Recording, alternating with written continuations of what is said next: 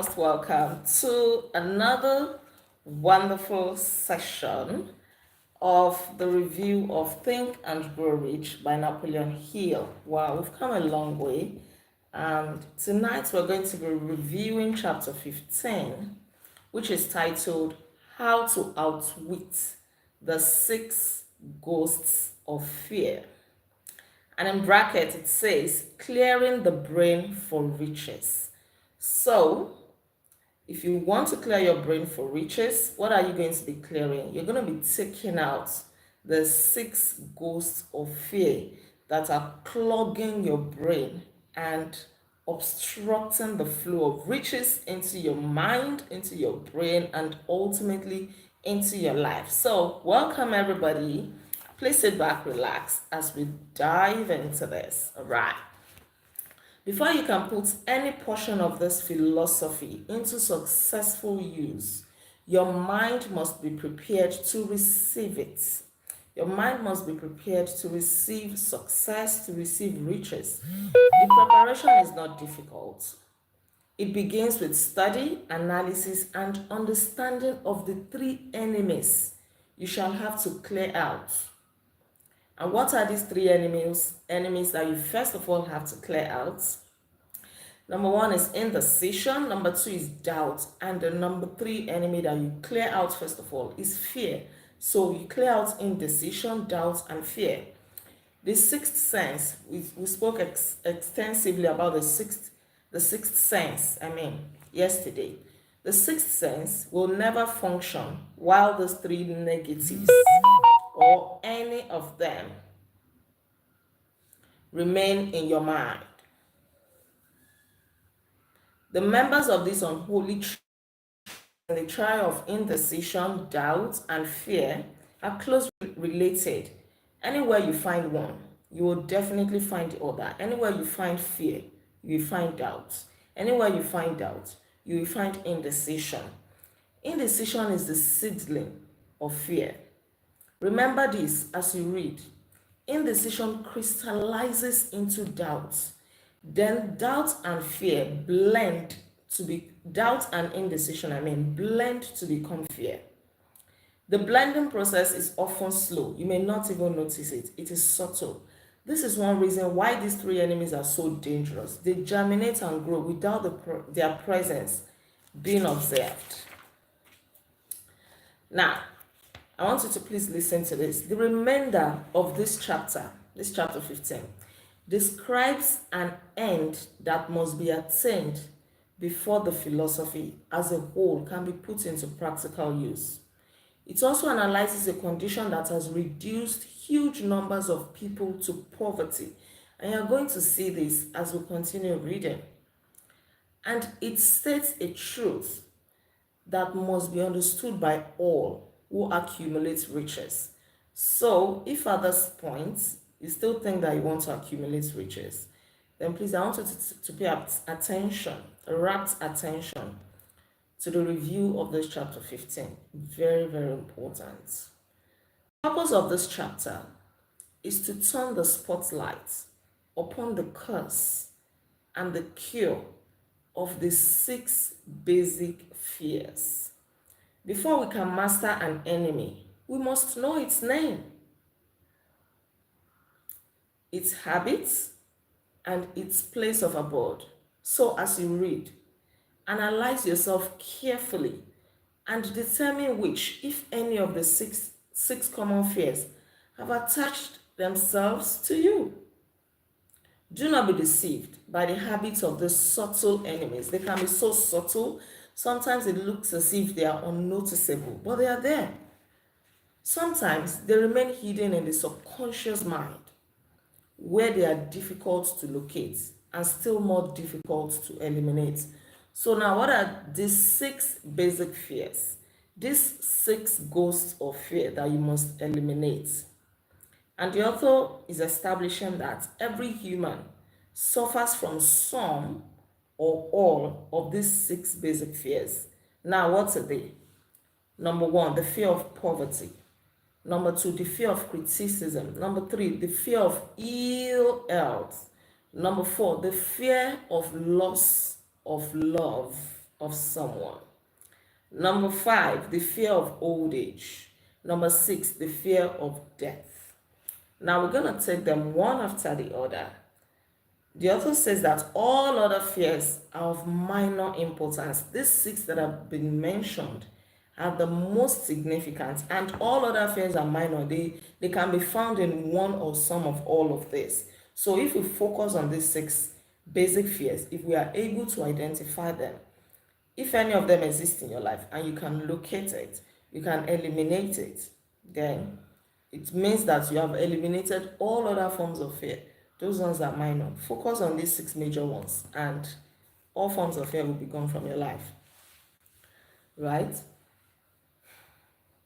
I want to read this part quickly. It says, for almost 6 years, while the depression was on, as in the Great Depression that happened in America so many years ago, the fear of poverty came upon people. There was economic downtime.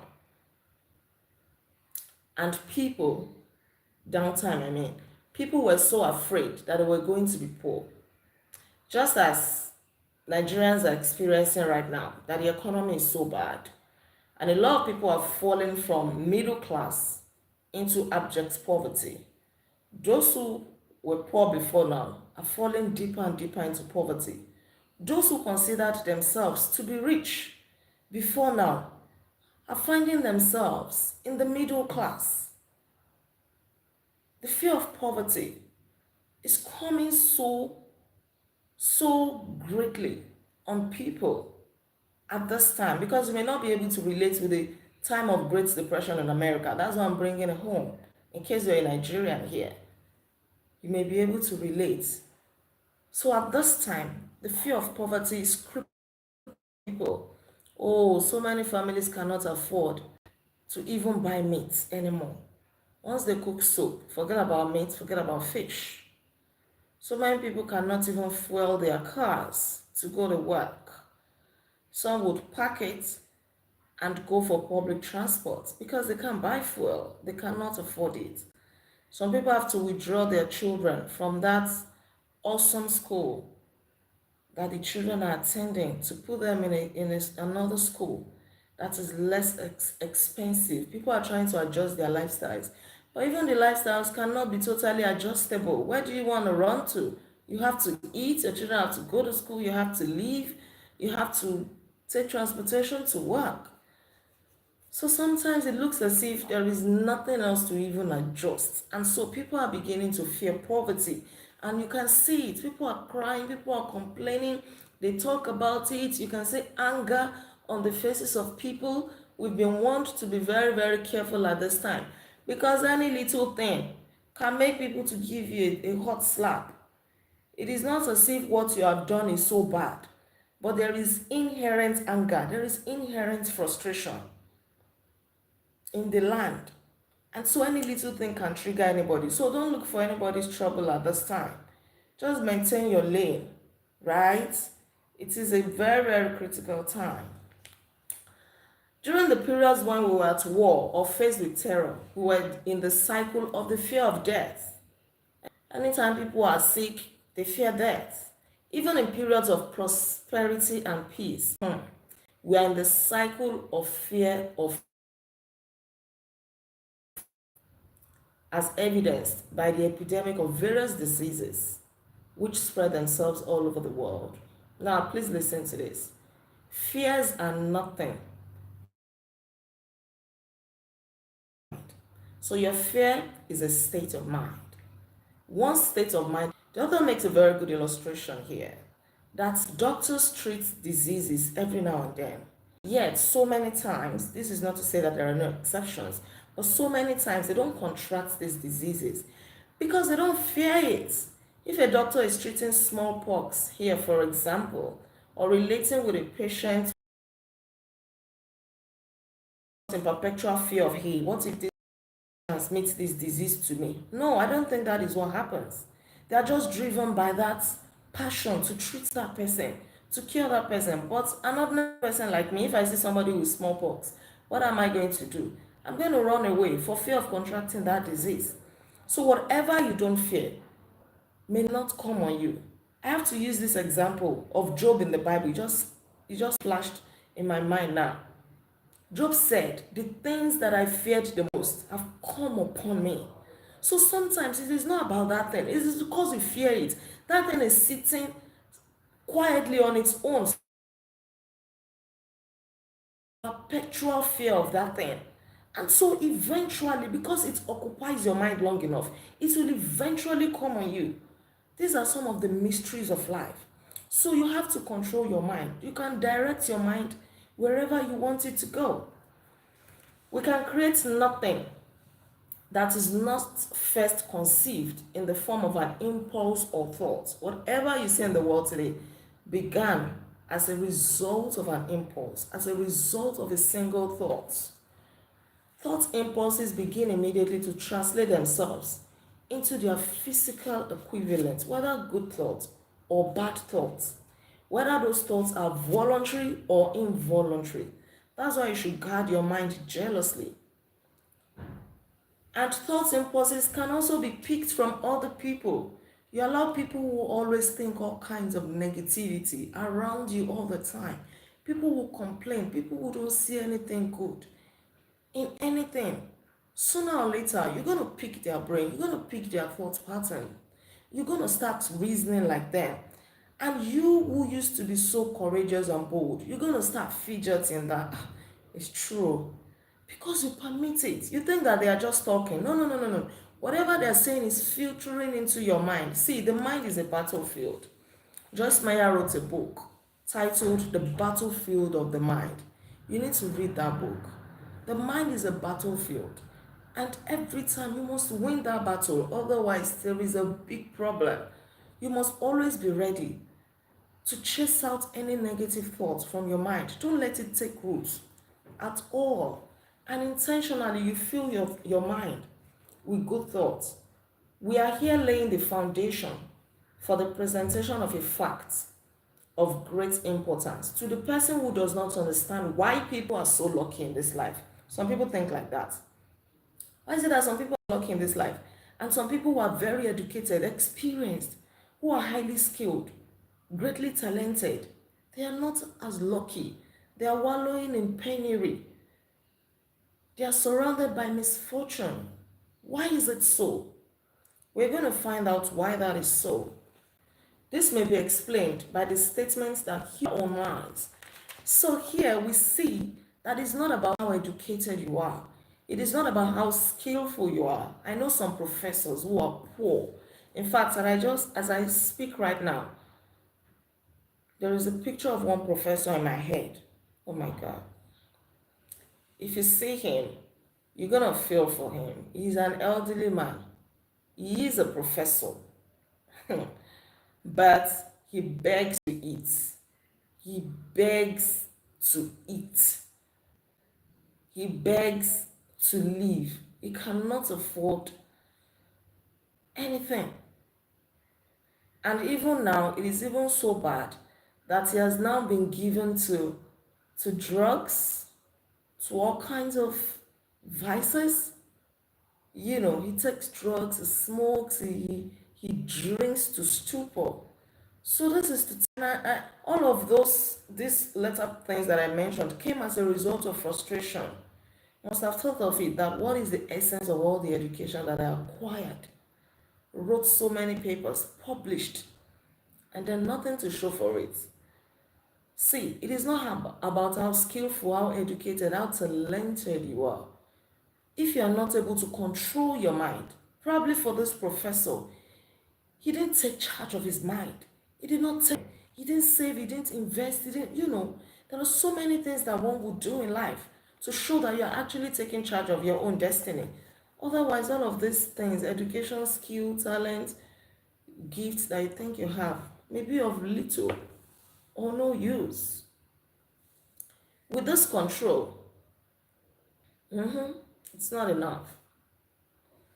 With this control, they may open their minds to the thoughts impulses released by other brains, or close the doors tightly and admit only thoughts impulses of their own choice. Who are the people that this professor rolls with? We don't know. But so many things need to be questioned for us to understand why his life is this way. If it is true that all thought has a tendency to clothe itself in its physical equivalent, that is, if it is true that all thoughts have the power to be turned into reality, and this is true beyond any reasonable doubt, it is equally true that thought impulses of fear and poverty cannot be translated into terms of courage and financial gain. If you think of poverty or failure, then there is no way success, riches, wealth will come. Because you can't be thinking one thing and be having something else in reality. It is not possible. That is going to defy the law of nature. Now, let's look at the fear of poverty in full. There can be no compromise between poverty and riches. These two are in opposite directions. Poverty is this way, riches are this way, right? They travel in opposite directions. If you want riches, you must refuse to accept any circumstance that leads to poverty. The word riches is translated in a very broad sense to mean prosperity, and even material prosperity. So when we talk of riches, we are not talking in terms of money alone. Here is the point at which you can become a prophet, your own prophet, and foretell accurately what the future holds in store for you. You can say it with your own mouth. If after reading this chapter, you are willing to accept poverty, make up your mind to receive poverty. This is one decision you cannot avoid. But because you are here, I want you to take 5 seconds to say to yourself, I want you to say it and I want you to mean it. Say to yourself, I will never be poor. I reject poverty. I am rich. I am wealthy. I am prosperous in every area of my life. These are the kinds of words that you're supposed to be saying. And we mean business here. We've come this far. See, after this chapter, we have just one chapter, chapter 16 to go.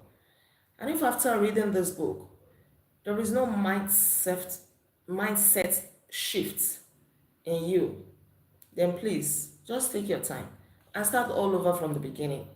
I'm hoping that we'll still have to review this book, because this kind of book, you cannot read it once. But at least you should start seeing some differences in the way that you reason, in the way that your mind functions. A state of mind is something that one assumes it cannot be purchased. It must be created intentionally, deliberately. You create a state of mind, that state of mind that will attract riches. You have to create it. You can't buy it. Unfortunately, you cannot even inherit it, right? If your father has a fantastic state of mind, if you don't intentionally pick it up, there's nothing it can do to you. Fear of poverty is a state of mind, nothing else. But it is sufficient to destroy one's chances of achievement in any undertaking. The fear paralyzes the faculty of reasoning, it destroys the faculty of imagination, it kills self-reliance. The fear of poverty destroys the faculty of imagination. It discourages initiative. It undermines enthusiasm. It leads to uncertainty of purpose. It encourages procrastination. It wipes out enthusiasm and makes self-control an impossibility. The fear of poverty takes the charm from one's personality. It destroys the possibility of accurate thinking. It diverts concentration of effort. It masters persistence, turns the willpower into nothingness, destroys ambition, beclouds memory, and invites failure in every conceivable form. It kills love and assassinates finer emotions of the heart. It discourages friendship and invites disaster in 100 forms. It leads to sleeplessness, misery, and unhappiness. Despite the fact that we live in a society, in a world of overabundance, where we can have everything that we ever desire, but the fear of poverty will not allow it if you don't kill that fear. Have you ever seen where somebody who has the fear of poverty, or who is beclouded by poverty. Have you ever been near them? Have you ever seen how they reason? I have seen. They come under my comment section every now and again. Oh God. There was one that said recently, what did she say? She said something like, now who suffer pass. Now how did she even put it? As in, she just meant to say that the person that suffers the most in this life is like the strongest person. As in, we're not doing competition of suffering, we're not doing competition of poverty.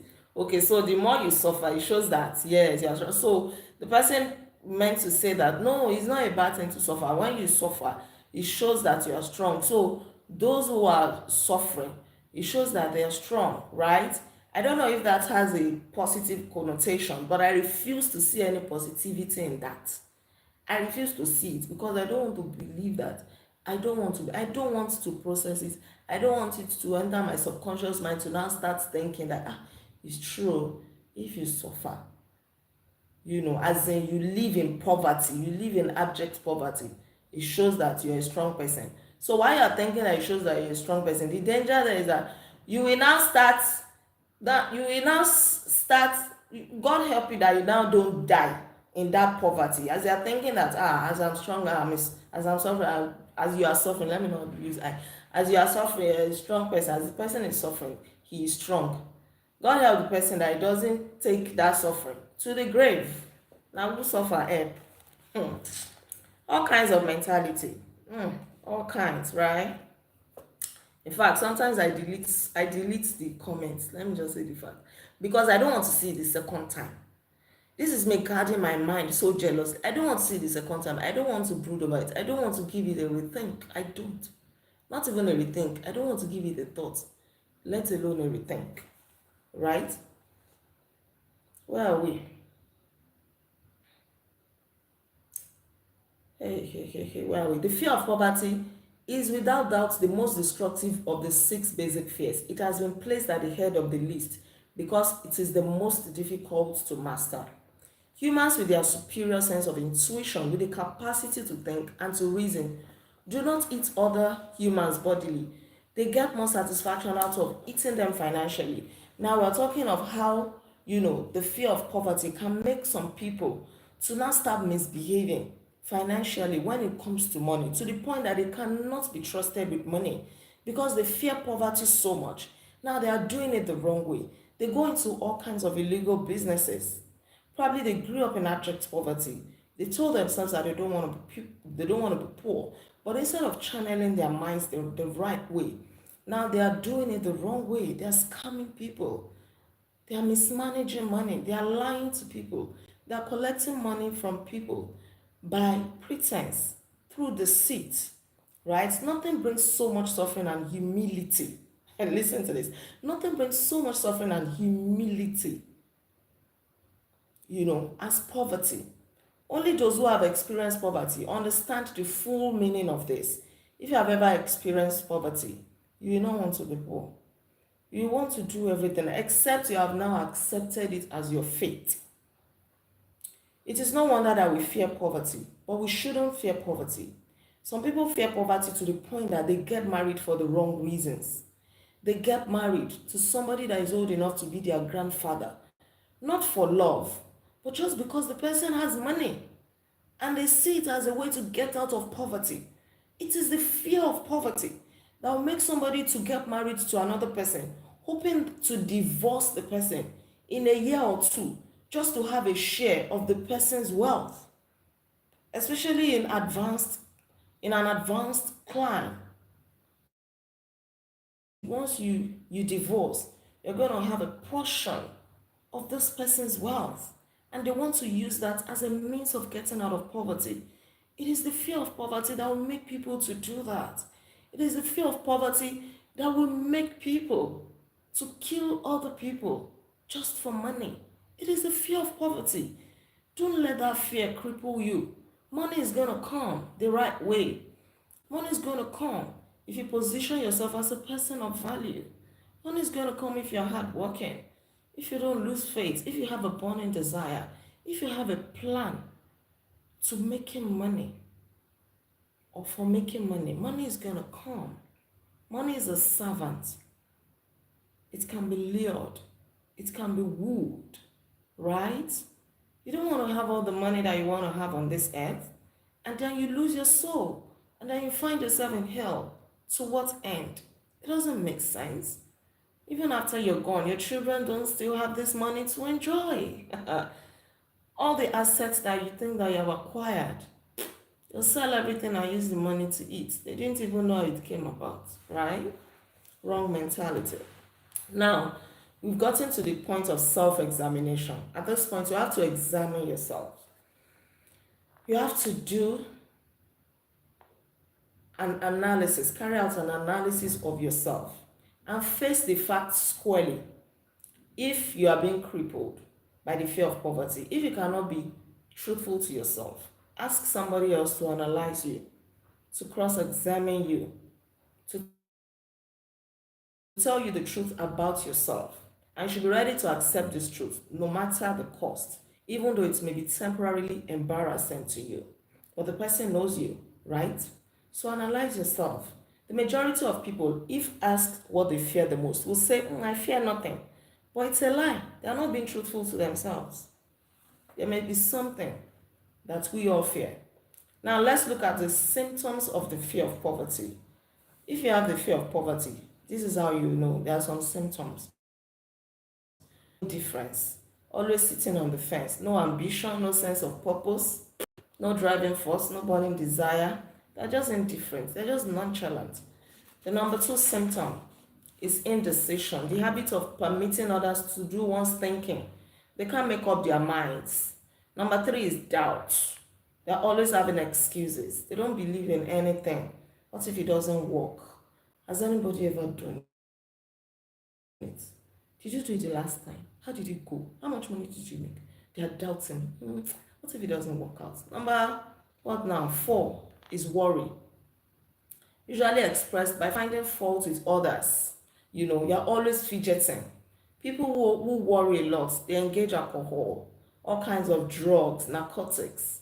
They lack self-consciousness. They are too nervous. They lack self-reliance. Always panicking, always fidgeting. Another one is overcaution. They are always seeing the negatives in everything. They are too cautious to make a move, to take a step. They are always avoiding failure. They don't want to make mistakes. Another symptom is procrastination. They will say, I'll do it tomorrow. Something that they ought to have done like 5 years ago. They will keep doing it tomorrow. I'll do it tomorrow. Tomorrow is another day. I'll do it later. These are the symptoms of the fear of poverty. If you're suffering from any of these symptoms, then it shows that you fear poverty.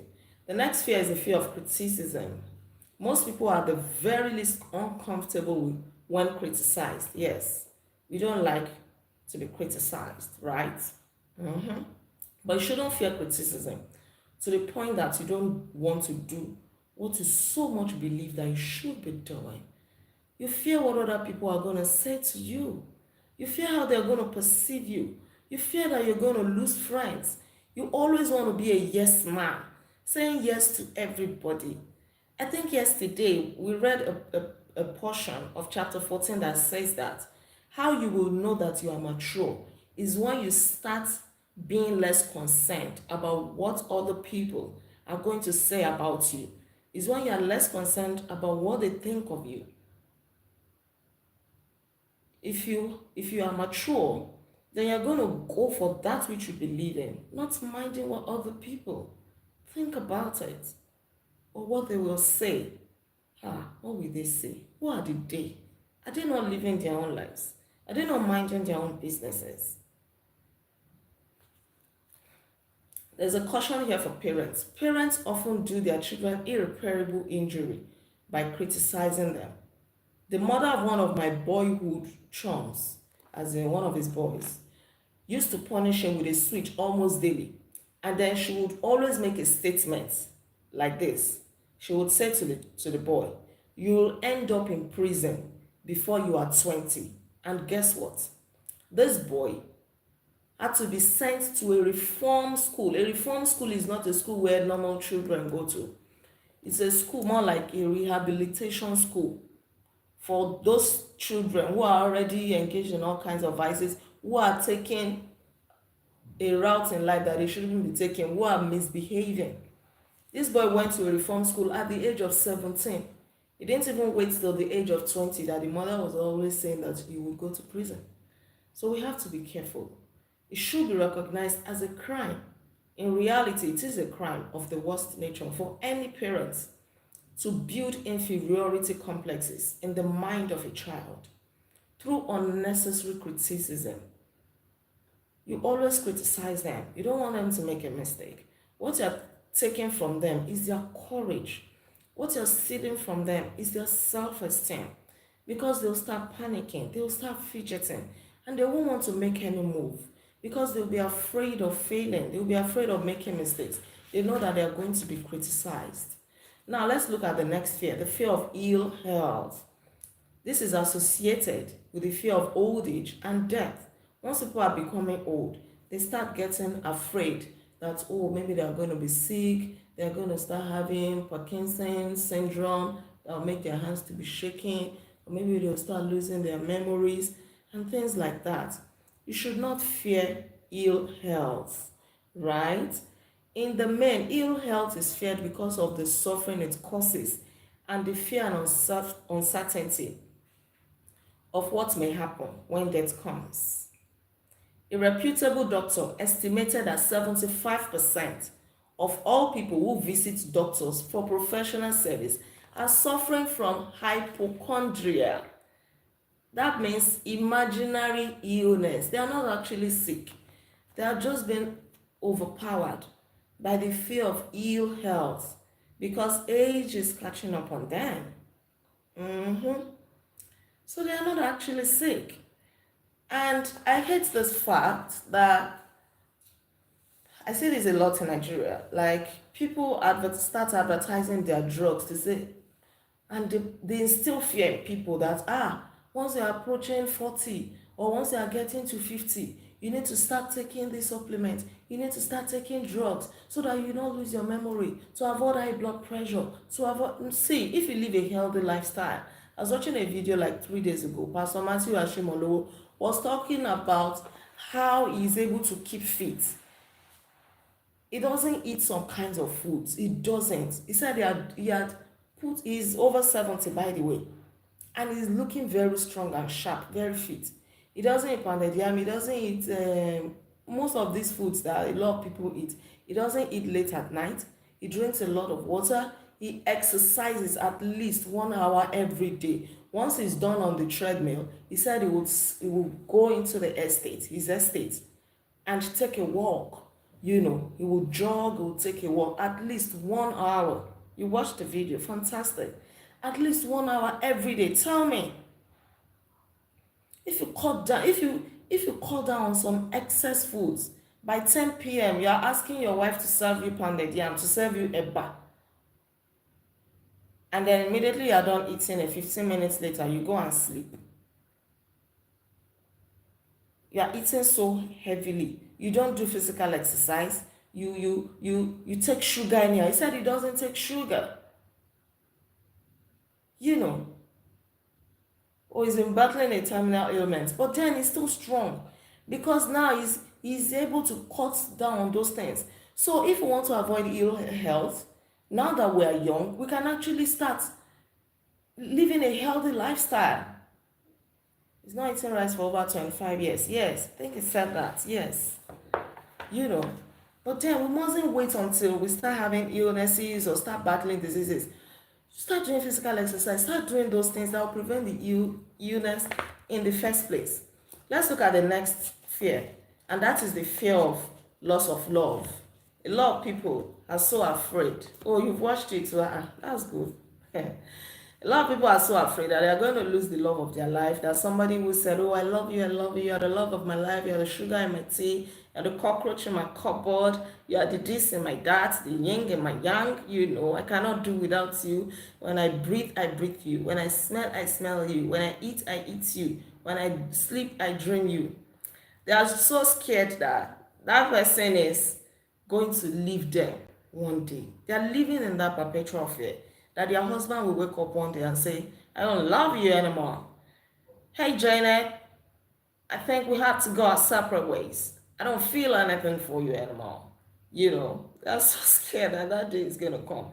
Or maybe that their fiance that's they are hoping to get married to will just say, I'm sorry, I can't do this anymore. I need a break. And from that break, it becomes an everlasting break, right? And what are the symptoms that these people exhibit? Jealousy. They start getting suspicious of friends and loved ones without any reasonable evidence. Once they see the opposite sex around that their spouse, they start making trouble. Another is the habit of accusing one's partner of infidelity without grounds, right? They just start suspecting everything and everyone around the spouse. They get angry at the slightest provocation without any cause. It means that they are living in fear of losing that person. Wow, the fear of loss of love. How does somebody live a happy life like that? Allow people to run their life. If the person wants to engage in infidelity, you cannot even stop the person, because until they make up their minds to stop, no matter what you do, check the phone from now to tomorrow, do everything, monitor them. There is a woman that died, was it not last year or early this year, in Nigeria, because a friend had called her that she saw her husband with another lady, and without thinking twice, she engaged her sixth sense in the most destructive way. She got into her car in a bid to drive to the hotel where the husband and this other woman were reportedly seen. And then she had a ghastly motor accident on the way and died. Tell me, to what end? There's this saying that you cannot keep a man that doesn't want to be kept. You cannot also keep a woman that doesn't want to be kept. So you're the one having high blood pressure. You're the one giving yourself a heart attack. How will you control the behavior of a good, full-grown human being? They don't want to be changed. They know the consequences of what they are doing. Don't be afraid of losing them. Sometimes it is even better you lose such a person for your own sanity, for your own peace of mind, because what they're exhibiting is not love. A person that loves you will not cheat on you, will not give you sleepless nights. We have taken the word love out of context. Love does not hurt. Love does not give headache. Love does not give you high blood pressure. So it's not the loss of love. If you lose such a person, it is good riddance to bad rubbish, in my honest opinion. Yes, because how would somebody be tormenting you, engaging in all kinds of whatnot, and then you are here being scared? You are the one that cannot sleep. They are out there having fun. So why would you deprive yourself of sleep for somebody else's fun and actions? I don't see any sense in that. Oh, I'm sorry. My own sense of reasoning may be different from the conventional way, but that's the way I see it. It doesn't make sense to me. Sorry. The fear of old age. The possibility of ill health is more common as people grow older. And this is a major cause of this common fear. Another contributing cause of the fear of old age is the possibility of loss of freedom and independence. People start getting worried that, now that I'm getting old, I'm losing my attraction, I'm not as beautiful, my face is wrinkling, oh, I'm going to lose my memory. Sometimes they even start thinking of it consciously. If they do anything, maybe they can't remember anything, they say, old age, old age is creeping in. Now they are inviting that fear into their own lives by themselves, right? The truth is that some of our most useful years, mentally and spiritually, are those in later life. Now let's look at the fear of death. To some, this is the cruelest of all the basic fears. The reason is obvious. We know not what to expect after death. But we don't need to fear death because it is inevitable. That's why we should live right. Live your best life. Live your life to please your maker. And you're not going to fear death. We all pray to live to a ripe old age, right? So there is no need to fear death. The fear is useless. The fear of death is useless because death will come, no matter what anyone may think about it. Accept it as a necessity and pass the thought out of your mind. It must be a necessity or it would not come at all, or it will not come to all. If death is not a necessity, then some people will not be dying, right? But it is a necessity. But then the good news that we have is that we don't die. We only transition from one form to another. Say it that way. We transition. In fact, my Bible tells me that those who are dead are only asleep. And sleep is not a bad thing, right?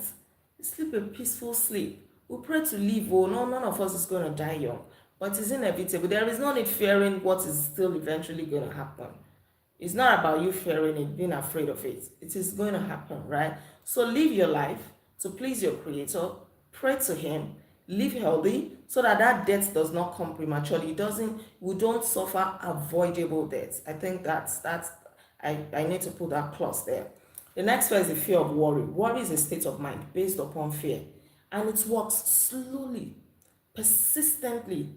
Sometimes you may not even notice it. It may be subtle. You're just worried about something. What if this business does not do well? What if this investment fails? An unsettled mind is helpless. You need your mind to be settled. So kill the habit of worry. Drop it. A dog can sense when you're afraid. If you go to somebody's house and a dog is barking at you, if you show that you're afraid, what will happen? That dog can sense it and it may come and bite you. But if you stand your ground, you appear fearless, the dog can sense it. And the dog will come near you and sniff you. And say, okay, like say this one get mind. The dog will not do anything. But if you're afraid, you start screaming, yeah! You've given that dog power to even harass you the more. The author also made an example of the beehive. If you go to their hive and you are so afraid, they will come after you, right? We're almost at the end. Oh my God. Oops. We're at the end. I just want to summarize this end. Okay, let me not take this part. So if you fear, you are doing more harm to yourself than good. Don't allow any of these 6 ghosts of fear into your mind. Now, please, thank you, Mr. Ike. I want you to listen to this final statements. Please listen. Your business in life is presumably to achieve success. To be successful, you must find peace of mind, acquire the material needs of life, and above all, attain happiness.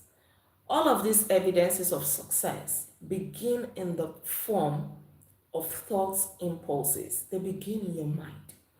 You may control your own mind.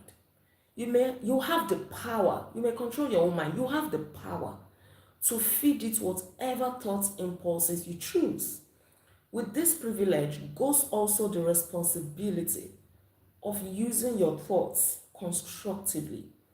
You are the master of your own earthly destiny, just as surely as you have the power to control your own thoughts. You may influence, direct, and eventually control your own environment, making your life what you want it to be.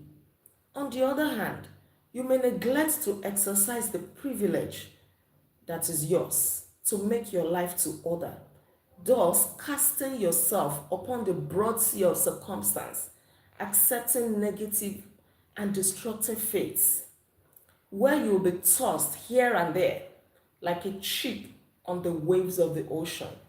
So you have the power to make your own destiny, to take your destiny in your hand and make of it what you want out of life. You also have the power not to do anything about it and to accept fate, to accept whatever life throws at you.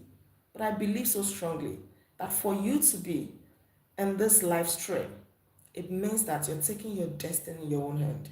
You are not allowing any fear.